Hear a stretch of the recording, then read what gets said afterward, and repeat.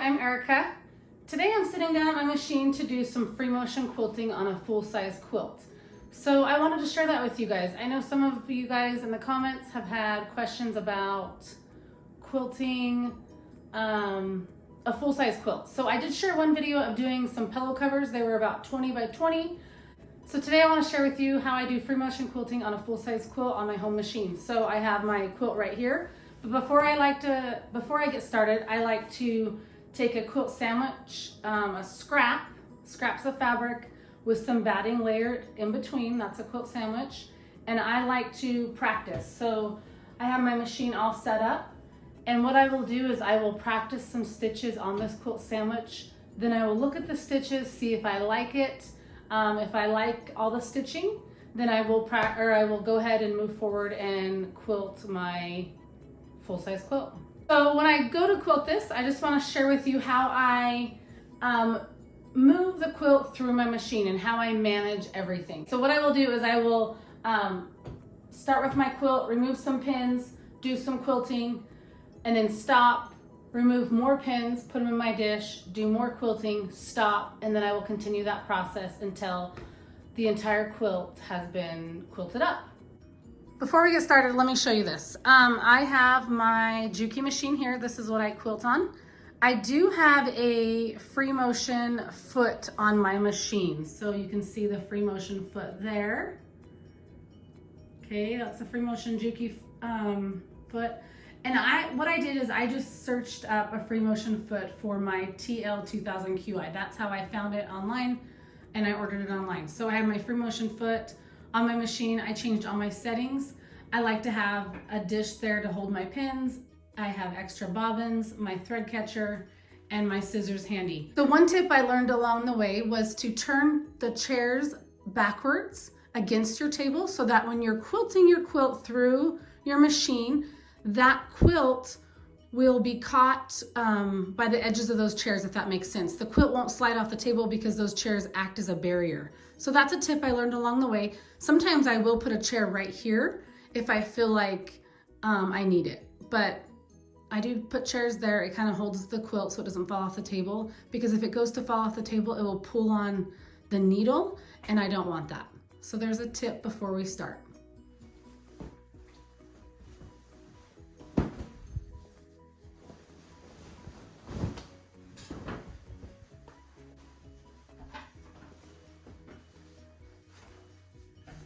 I try to roll my quilt up so it's easier to move through the machine. Sometimes I roll it and the roll is right here. It fits through the throat of my machine. But I do try to roll up what is left on the table. Sometimes I really go back and forth. Sometimes I roll it, sometimes I just squish and mush it and move it. Every quilt for me is different, so I just go with the flow and whatever I'm feeling that day. I have my backing fabric, my batting, my quilt top. I like to start off of my quilt. So I have it, the foot here, and I start off on my quilt. You can see over here, let's see. I kind of roll the quilt in there back up over on itself, because otherwise it falls off the table and pulls on my needle. So I don't know if you can see that, let's see. So see how this, I just kind of fold it up on itself, and then as I quilt down this way, I'll just unfold it. So hopefully this makes sense. Okay, so first I will start by removing some pins. And what I like to do is I like to start in a corner. I have just found that works for me. And then I travel down the quilt that way. When I'm done, I come back here and then go that way again. So that's what works for me. I know there's lots of, I used to try to do it like in quadrants, like 4 quadrants. So I just kind of feel where the pins are. And then one thing when I'm traveling that way, I kind of look at the quilt and see if there's a pattern, let me see, not a pattern, like a row on the quilt I can follow. So for right now, for me, that row would be this border here. So I will quilt in this whole section, and sometimes I'll go over a little bit so it's not a perfect line. And then when I come back, I will go and find a new row to follow. The reason I do that is because I want to have some sort of a guide. So it gives me a visual guide as to, I don't know, where to quilt, what path I'm taking to quilt. Okay, so I'm off my project. I've done this in some other videos, but I'll just share again in here. I do have some quilt videos, free motion quilting videos up on my channel. So if you want to look at those, they are there. I hold my top thread, I needle down. I'm off my project. I'm into the batting. I'm not on the project right now. I needle down, needle up. Then I pull my top thread and bring my bottom thread up. So now I have them both together. Then I put my foot down and I take a few stitches to secure, and then I stop. And I take my scissors and I trim those. I still leave a little tail, but I trim them just a little bit so they aren't in the way. And let me zoom in here for you. And hopefully you'll be able to see how I do my free motion quilting in this video. I hope the screen is okay. Okay, so now I hold everything flat and I'm just going to do a stipple or a meander.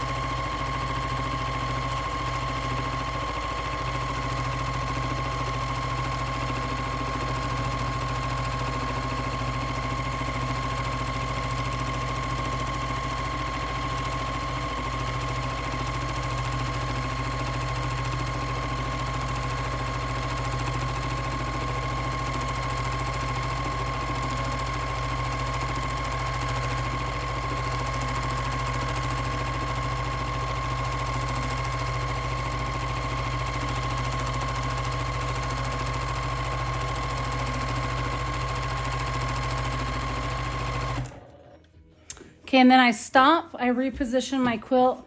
I kind of look to see if there's any pins coming up, and there's one right here, so I'll take that pin out. Okay, and there's what I've quilted so far. And I can flip it over to the back and see my stitches there. This is where I started, so that's not gonna matter. See how it's off of the project and it's onto the batting? So it does look messy there, but that will be trimmed away. But you can see all the stitches on the back, and I do like how they look. And then there's the front of the quilt. And I will just continue traveling down the quilt that way.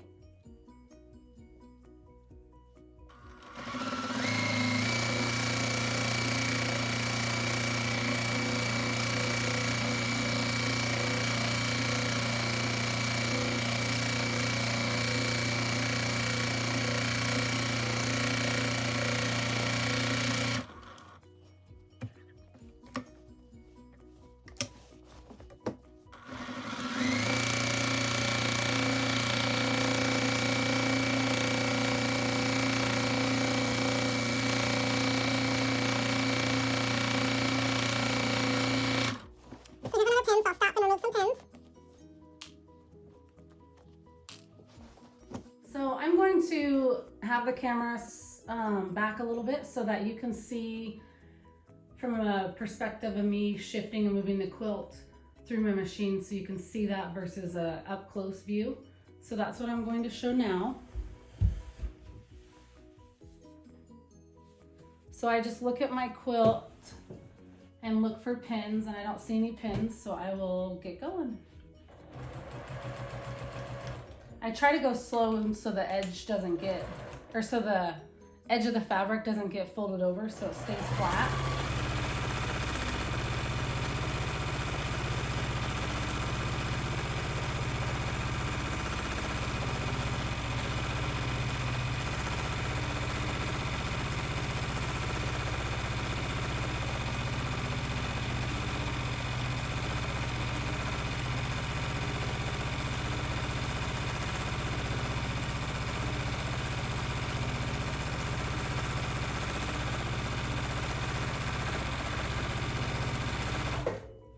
And then I stop and I shift and move my fabric. I take a few more pins out as I stop. I try to make sure and put my hand here to hold that fabric smooth. I want the border fabric, the batting, and the backing to all be smooth. And then sometimes my, this knob here, I guess I would call a knob, but it's a screw, comes loose. So I just check that and tighten it. I'm not sure why that happens. Sometimes I think I have it figured out, but most of the time I do not. And so when I try to do my free motion quilting, the look I'm going for on this stipple design or meander is I want it to be curved. I don't want any sharp, jagged edges. And if I get those, I try to stop and seam rip and then fix them. So I'll just seam rip those stitches out and then place my needle wherever I pulled the stitches out and then start at that point and continue on with my quilt. So that's what I like to do. I don't like jagged edges. I want it to be smooth. And so I seam rip those if I need to.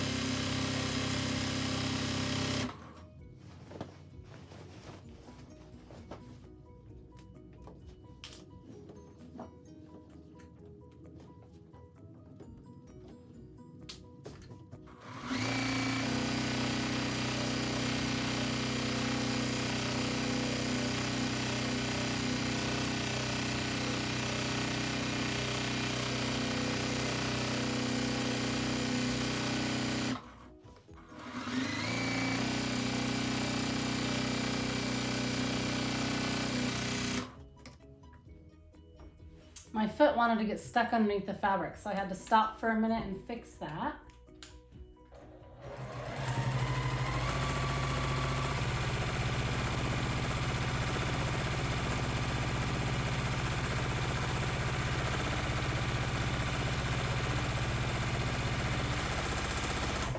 Okay, so I will quilt completely off my project, then I'll stop, lift my presser foot and trim my threads. Now I will just slide my quilt to my starting point, excuse me, and I can see where I started, so I will just continue next to it and I will just remove the pins and keep sewing.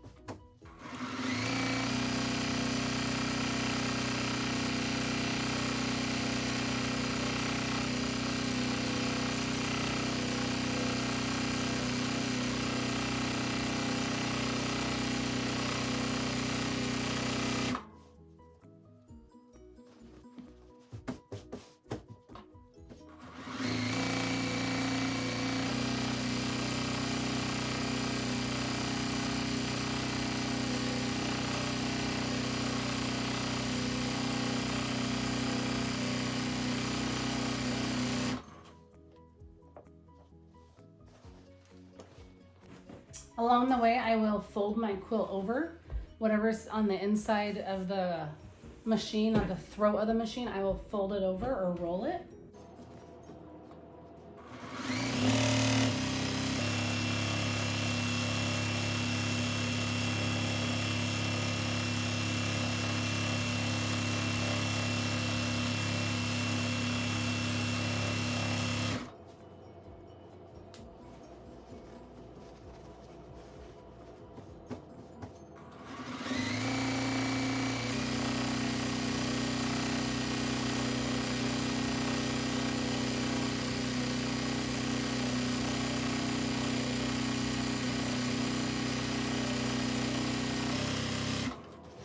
Okay, so I just did 2 sections. So I went down one time down the quilt and then came back and went down another time. I hope that helps you guys. I will finish quilting this quilt. Here is the finished quilt.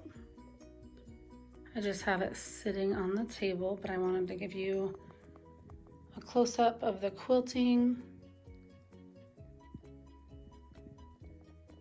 So this is Little Women fabric.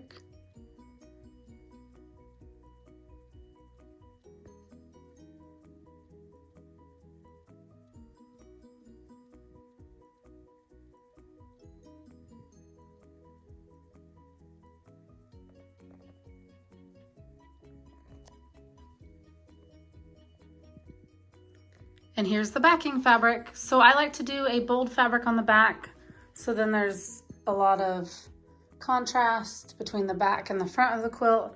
And I like to just pick a fabric that I love and I throw it on the back of the quilt.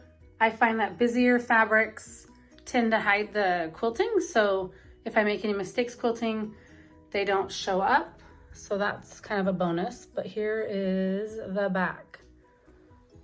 So hopefully you can see all the stitches, and if I get to a certain angle, you can already see kind of that quilty goodness. So when it gets washed, it's going to be so crinkly and cozy, and I love it. So that's my quilt.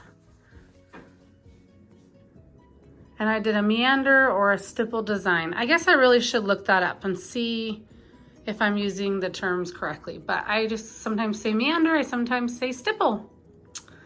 But I really love how this one turned out. So pretty in the back. Thanks for watching. I hope this was helpful. I hope you are confident and excited to start machine quilting on your home machine. It does save me a lot of money. I do enjoy it. I have seam ripped one quilt. One quilt I think I got halfway through a quilt, and I just sat down and unpicked those stitches, and it took a long time. But when I went back and redid the quilting to something I preferred, I was really happy with the results. So sitting down and using my seam ripper took a long time, many hours, but I am so happy that I did that. And so just know that that is an option. If you start quilting and you don't like it, you can seam rip. But free motion quilting is a lot of fun. Thanks for watching. See you next time.